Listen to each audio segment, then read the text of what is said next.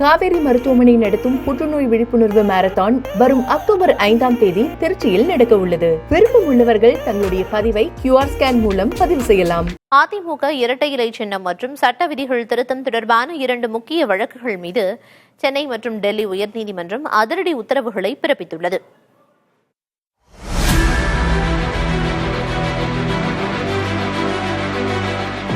அதிமுக கட்சி விதிகளில் செய்த திருத்தம், உட்கட்சி தேர்தல் ஆகியவற்றை எதிர்த்து உரிமையியல் வழக்கு தாக்கல் செய்ய அனுமதி கோரி ராம்குமார் ஆதித்தன், KC பழனிசாமியின் மகன் சுரேன் ஆகியோர் மனு தாக்கல் செய்தனர். அதை விசாரித்த நீதிபதி வேல்முருகன் வழக்கு தொடர அனுமதித்து உத்தரவிட்டிருந்தார். இந்த உத்தரவை ரத்து செய்ய கோரி எடப்பாடி பழனிசாமி சார்பில் மேல்முறையீடு செய்யப்பட்டது. மனுவை நீதிபதிகள் அனிதா சுமன், செந்தில்குமார் அமர்வு விசாரித்தது. அப்போது சுரேன் மற்றும் ராம்குமார் ஆதித்தன் ஆகியோர் அதிமுக உறுப்பினர்களே இல்லை என்று பழனிசாமி தரப்பில் வாதிடப்பட்டது.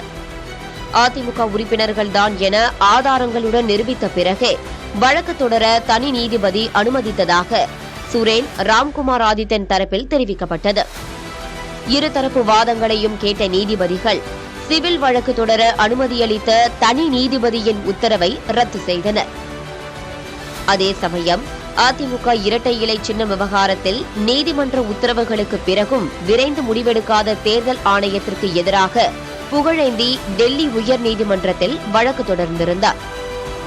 நீதிபதி அமித் சர்மா அமர்விலான விசாரணையின் போது நீதிமன்ற உத்தரவுகளை கண்டு கொள்ளாமல் தங்களது கோரிக்கையை தேர்தல் ஆணையம் நிராகரித்து வருவதாகவும் அவர்கள் மீது அவமதிப்பு வழக்கு தொடர அனுமதிக்க வேண்டும் என புகழேந்தி தரப்பில் தெரிவிக்கப்பட்டது.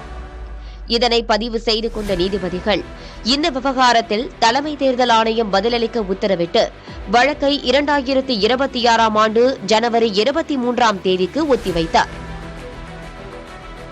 காவேரி மருத்துவமனை நடத்தும் புற்றுநோய் விழிப்புணர்வு மாரத்தான் வரும் அக்டோபர் 5ஆம் தேதி திருச்சியில் நடக்க உள்ளது. விருப்பம் உள்ளவர்கள் தங்களுடைய பதிவை QR ஸ்கேன் மூலம் பதிவு செய்யலாம்.